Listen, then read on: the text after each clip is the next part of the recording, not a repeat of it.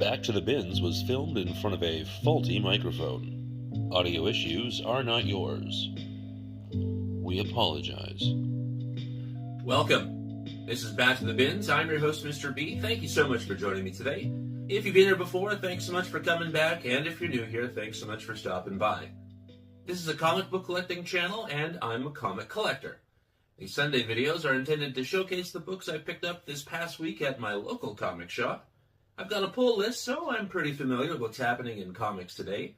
I love digging through the dollar bins, and I love digging through the back issue bins. So, if that sounds interesting to you, and you'd like to join me on my journey back to the bins, why don't you take a look over here, and I'll show you what I picked up.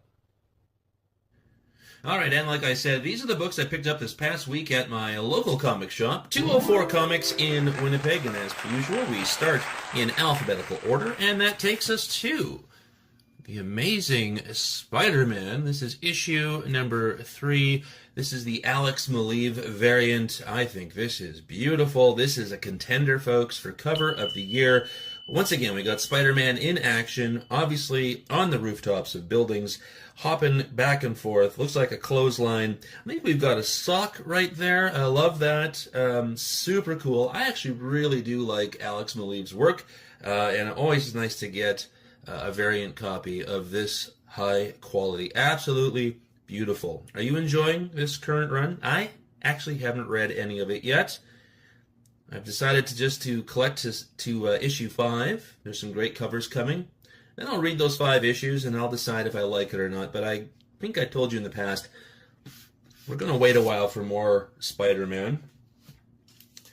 Switching over to DC, here we've got one of my favorites, a character who, kind of has a Batman, has a Batman vibe for sure, but also a bit of a Spider-Man vibe. This is Batgirl. This is issue number 7.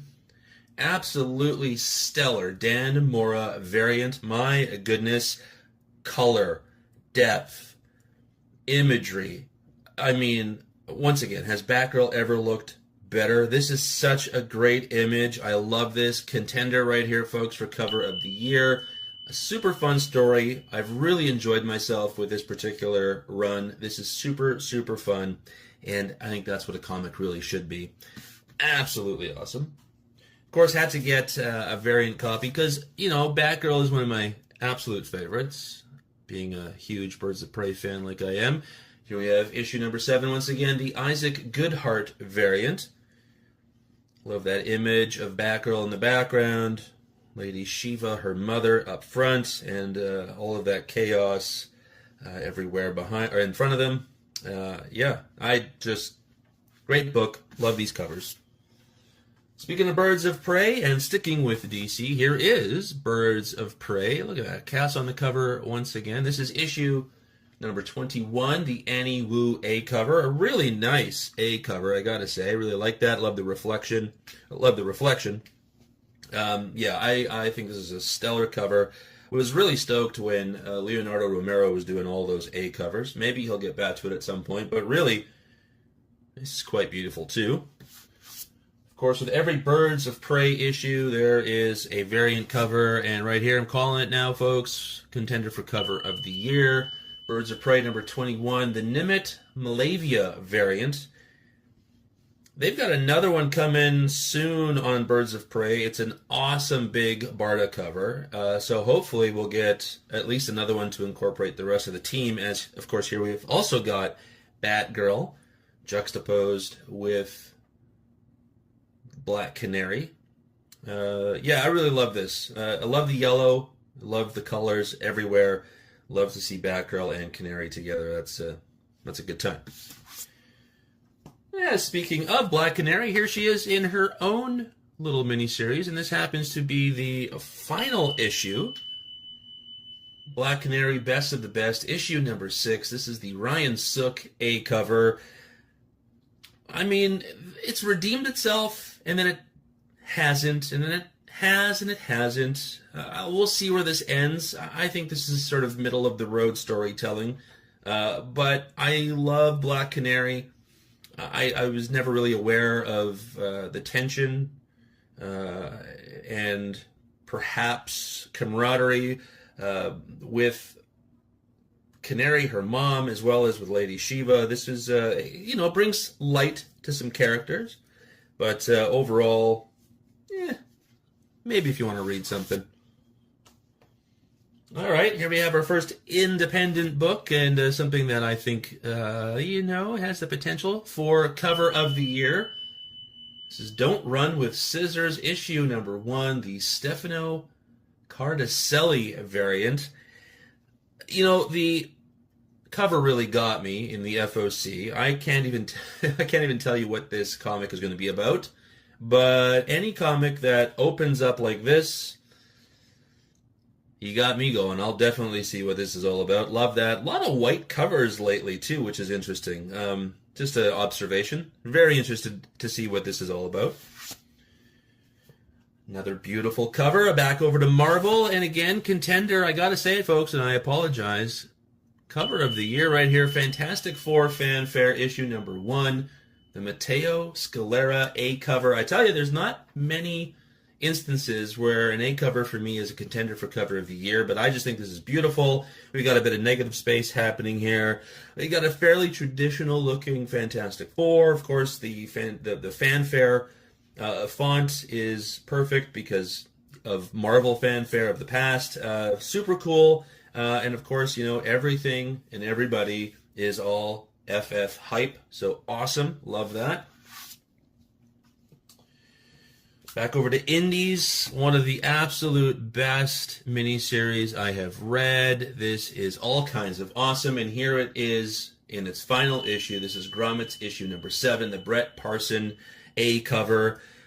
Everything. Story, artwork, it's all good. It's all basically 10 out of 10. I'm in love with this book. This has taken a long time to get this final issue, and I haven't once become disenchanted because of that. This is so much fun. I can't wait. It's kids growing up in the mid-'80s and all the things that happens with sort of this misfit skateboard culture, metalhead culture that they're a part of. This so good. I have loved every issue. Worth getting in any capacity. Keeping with the independents, and one of my favorite sort of horror books, I guess. Yeah, it's horror. It is. Anthology series. This is Hello Darkness, issue number 10. Jenny Frison variant. I love the creepiness of these spiders coming out of the mouth. Frison always delivers great artwork. This is great. Hello Darkness, for me, is still a great book. I know a lot of people don't like it, or a lot of people find maybe one story compelling. I like an anthology. I love being able to be exposed to a multitude of artists and writers, and sort of sticking with a genre. It makes it interesting, and it gives you insight into what's happening out there, and that only happens with independent publishers, as far as I can tell so far. Really like this book. I think it goes 12 issues. I'm not entirely sure. I don't think it's ongoing. But fun read, and always great covers. All right, talking about white covers, here's another one. I am stoked to get this. This is I Was a Fashion School Serial Killer, issue number 1, the Jay Lee black and white variant. I had pulled this on the original FOC when, I guess because this is a second printing, I wanted the color one, which turned out to be a ratioed variant, I believe. And I was so happy to see this one come out for this week, and I'm looking forward. I haven't read the first issue yet, but I just really wanted this cover because it embodies that idea of fashion a little bit more than the cover I got for the first printing of number 1. Long story short, I love this cover. Super cool. Very neat. Looking forward to reading it. When I was a kid, about 15 years old, I actually thought about being a fashion designer. I love the idea of being able to create clothing. I thought that'd be fun. Short-lived, but, you gotta have a dream, right? Over to DC, here we have got something I bought just for the cover. This is JSA number 7. This is the Jerry Ordway variant. I love the very classic-looking DC characters here. And that's all I got to say about that. And I don't even know who that guy is. So, I'll figure that out at some point. And other than that, I just think this is a great cover. Very cool. back over to the independent stuff with Dark Horse. Here we have Los Monstruos, #1, the Ramon Perez variant. I don't know if I said that right. I'm going to assume that that means the monsters. This is some kind of monster tale, obviously, maybe a bit of a hard-boiled film noir-style detective pulpy thing, which I'm all over, so I'm hoping that this is going to be good. There's some other covers that I'm interested in. I also love the premise, especially if it takes place in the 40s, which it does look like it will. This is the kind of stuff that I think comics are underrated for, this kind of work, and I'm excited to get something like this. This is cool. This is not just superhero stuff. It's supernatural, but it's still different and hopefully interesting.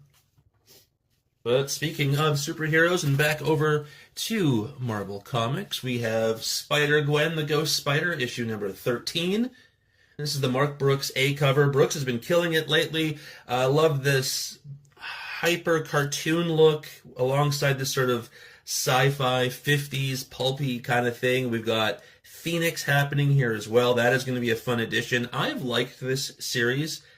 I know it's kind of middle of the road for a lot of people. I'm sure Spider-Gwen has had better runs, but me sort of being introduced to Spider-Gwen over the last 2 years, I've really enjoyed what I've gotten from Marvel from her. So this is still fun for me and enjoyable, and I would recommend it. I like her as a character. I like her interactions with everybody she encounters. It's pretty fun. Yeah, last week was Star Wars Day, and so is today. Well, not really, but here we have Star Wars issue number 1, the Del Auto variant. I can't say no to a Del Auto variant. I can't say no to a Jedi Luke. From what I understand, this particular series is going to be taking place after Return of the Jedi. So anybody my age, all of you getting close to your 50s who have always loved the original 3 movies, this is going to be a continuation of one of our favorite movies in Star Wars. I think everybody loves Return of the Jedi. I know that's your prerogative as well, but I just want to say this is great. Glad to get it. Love this Luke Skywalker variant. Love Del Auto. Always awesome to collect. Well, there you have it, folks. Hopefully you enjoyed that. And how about we get back to the real world, shall we? Well, that was a great stack of books. Hopefully you enjoyed what you saw. And if you did, why don't you like, comment, and subscribe? It really helps to build the channel, and I'd love to develop a community of people who just really love comics. Thank you so much for joining me today. We'll see you next week. And until then, remember, comics are good.